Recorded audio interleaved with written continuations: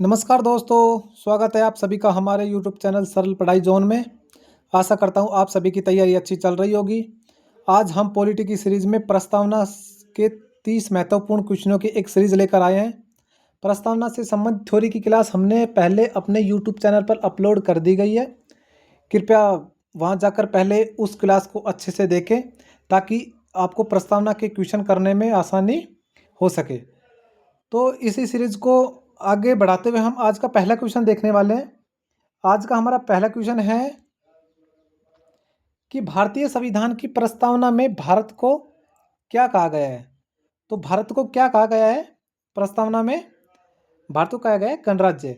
गणराज्य का मतलब क्या हो गया? गणराज्य का मतलब हो गया कि जो हमारा राष्ट्रपति है, हमारा राष्ट्र अध्यक्ष है, वो चुनाव के द्वारा चुना जाए, वंशानुक्रम नहीं हो। जैसे चीन में होता है ना कि राजा मर गया, उसका बेटा, फिर उसका बेटा बन गया, लेकिन ऐसा हमारे देश में नहीं है। हमारे देश में क्या होता है कि एक राष्ट्रपति है, राष्ट्रपति अगर पद से हट गया तो दोबारा उसका चुनाव करके ही दोबारा उस राष्ट्रपति बनेगा। तो इस प्रक्रिया को क्या कहा जाता है? गणराज्य। तो हमारा देश क्या है? गणराज्य है। अगला क्वेश्चन है हमारा, संविधान की प्रस्तावना में समाजवादी शब्द किस संशोधन द्वारा जोड़ा गया? तो प्रस्तावना में समाजवादी शब्द कब जोड़ा गया था? 42वें संविधान संशोधन द्वारा 1976 में। जब प्रस्तावना में संशोधन आ जाए तो एक बात ध्यान रखना कि प्रस्तावना में अभी तक एक बार ही संशोधन हुआ है। वो कब हुआ है? 1976 में। कौन से संविधान संशोधन द्वारा? 42वें संविधान संशोधन द्वारा। तो इसमें कौन कौन से शब्द जोड़े गए थे? इसमें एक समाजवादी जोड़ा गया था, एक पंथनिरपेक्ष जोड़ा गया था, एक बंधुता जोड़ा गया था। तो अगला क्वेश्चन है हमारा, प्रस्तावना में पंथनिरपेक्ष शब्द कब जोड़ा गया? तो कब जोड़ा गया था? 1976 में। कौन से संविधान संशोधन द्वारा? 42वें संविधान संशोधन द्वारा। अगला क्वेश्चन है हमारा, संविधान को अंगीकृत, अधिनियमित और आत्मर्पित कब किया गया? तो ये कब किया गया था? 26 नवंबर 1949 को। जो हमारी प्रस्तावना है उसके अंतिम लाइन में लिखा गया है कि हम आज 26 नवंबर 1949 को प्रस्तावना को अंगीकृत, अधिनियमित और आत्मर्पित करते हैं। अगला क्वेश्चन है हमारा, संविधान कब लागू हुआ? तो संविधान कब लागू हुआ था? 26 जनवरी 1950 को। और अंगीकृत कब हुआ था? 26 नवंबर 1949 को। अगला क्वेश्चन है हमारा, प्रस्तावना में कुल कितने प्रकार के न्याय का उल्लेख है? तो कितने प्रकार के न्याय का उल्लेख है प्रस्तावना में? 3 प्रकार का। कौन कौन सा? सामाजिक। अगला क्वेश्चन हमारा ये है, प्रस्तावना में कौन सा न्याय शामिल नहीं है? तो कौन सा नहीं है भाई? सामाजिक न्याय है, आर्थिक न्याय है और राजनीतिक न्याय है। कौन सा नहीं है? धार्मिक न्याय नहीं है। तो सामाजिक न्याय का मतलब क्या होगा? सामाजिक न्याय का मतलब हो गया कि हम जिस देश में रहे हैं उसमें हमारे साथ कोई भी जाति, धर्म, वेशभूषा, लिंग, इसके आधार पर हमारे साथ कोई भेदभाव नहीं करेगा। आर्थिक न्याय का मतलब क्या हो गया? आर्थिक न्याय का मतलब होगा जो सार्वजनिक साधन है, संसाधन है, उस पर सभी का समान अधिकार हो। ऐसी व्यवस्था ना हो कि अमीर ज़्यादा अमीर होता जाए और गरीब ज़्यादा गरीब होता जाए। तो अगला क्वेश्चन, अगला हमारा राजनीतिक न्याय। राजनीतिक न्याय का क्या मतलब हो गया? राजनीतिक न्याय का मतलब हो गया कि हमारे देश में राजनीति में सबको समान अधिकार मिले। भाई चुनाव लड़ने का अधिकार, वोट डालने का अधिकार, तो ये सभी न्याय किस में आ जाएंगे? राजनीतिक न्याय में आ जाएंगे। अगला क्वेश्चन है हमारे, प्रस्तावना का स्रोत क्या है? तो प्रस्तावना का स्रोत का मतलब क्या आएगा? प्रस्तावना का स्रोत का मतलब हो गया कि हमारी प्रस्तावना कौन से देश से ली गई है। तो हमारी प्रस्तावना कौन से देश से ली गई है? इसमें आ जाएगा अमेरिका से। अगला क्वेश्चन है हमारे, प्रस्तावना के अनुसार भारत कैसा राष्ट्र है? तो प्रस्तावना के अनुसार भारत कैसा राष्ट्र है? संपूर्ण प्रभुत्व संपन्न। संपूर्ण प्रभुत्व संपन्न का अर्थ क्या हो गया?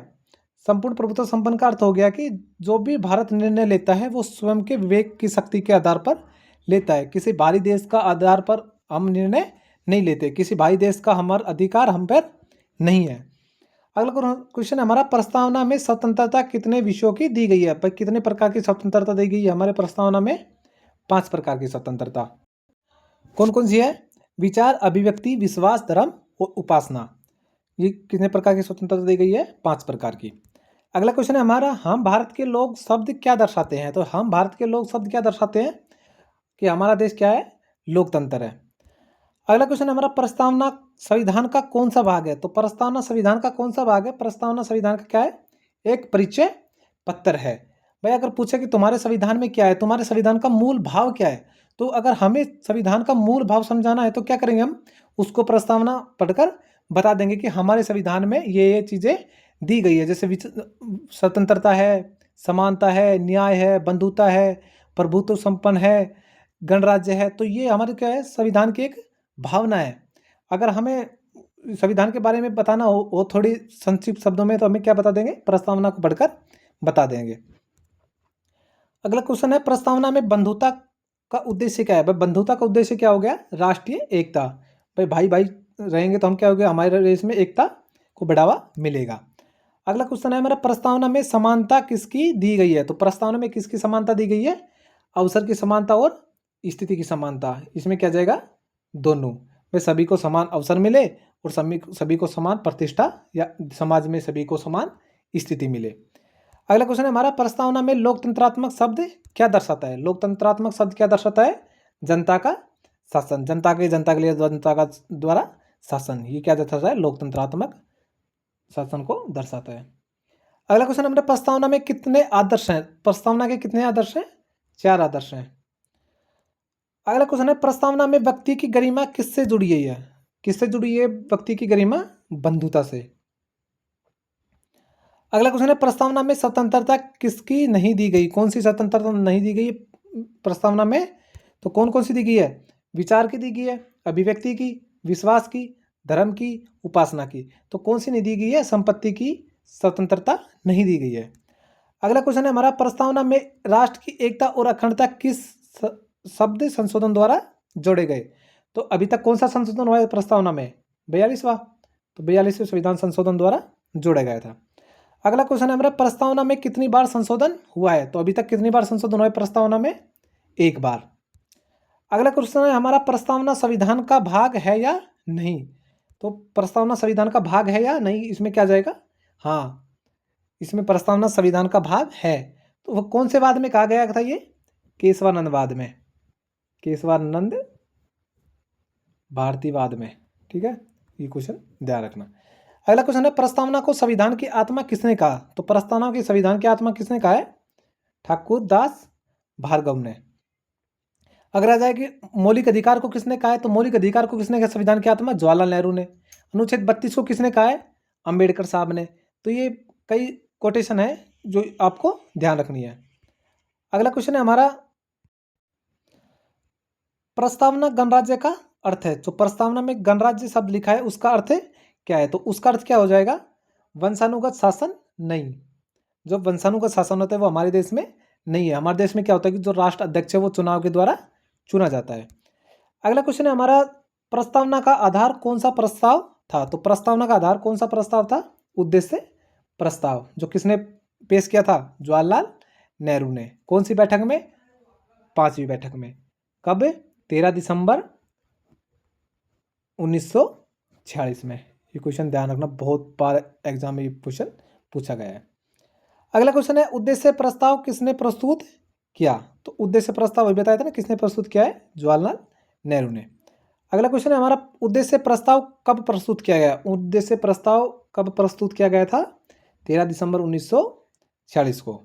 अगला क्वेश्चन है, प्रस्तावना में भारत को क्या नहीं कहा गया। तो क्या नहीं कहा गया, भाई समाजवादी भी कहा गया है, पंथनिरपेक्ष भी कहा गया है, लोकतंत्रात्मक भी कहा गया है। क्या नहीं कहा गया, संघात्मक नहीं कहा गया। संघात्मक का अर्थ क्या हो गया, संघात्मक का अर्थ होता है कि सारी शक्तियां केंद्र के पास निहित हो, लेकिन हमारे देश में ऐसा नहीं है। हमारे देश में दोनों के पास बराबर शक्तियां हैं, केंद्र के पास भी और राज्य के पास भी, दोनों का क्या है, शक्तियों का बंटवारा किया गया है। तो हमारा देश क्या है, अर्धसंघात्मक देश है। तो इसमें क्या जाएगा, संघात्मक नहीं है। अगर जगह प्रस्तावना में न्याय, स्वतंत्रता, समानता और बंधुता के कितने आदर्श है। तो कितने आदर्श हैं, नहीं, बंधुता किसके आदर्श है, कितने आदर्श है, फ्रांसीसी क्रांति के। मतलब कि कहाँ से लिया गया है, फ्रांस से लिया गया है। अगला क्वेश्चन है हमारा, प्रस्तावना में संपूर्ण प्रभुत्व संपन्न का अर्थ क्या है। तो इसमें क्या है, आंतरिक और बाहरी मामले में स्वतंत्र। हम क्या है कि जो भी हम बाहरी और आंतरिक मामले में निर्णय लेने में क्या है, स्वतंत्र हैं। अगला क्वेश्चन है, प्रस्तावना के अनुसार सत्ता का अंतिम स्रोत क्या है। तो प्रस्तावना का अंतिम स्रोत क्या है, भारत की जनता। प्रस्तावना की शुरुआत किस होती है, हम भारत के लोग। तो ये आज के हमारे 30 महत्वपूर्ण क्वेश्चन थे। कमेंट बॉक्स में बताएं आपके कितने क्वेश्चन सही हुए। क्लास अच्छी लगे तो लाइक करें, अपने दोस्तों के साथ शेयर करें। धन्यवाद।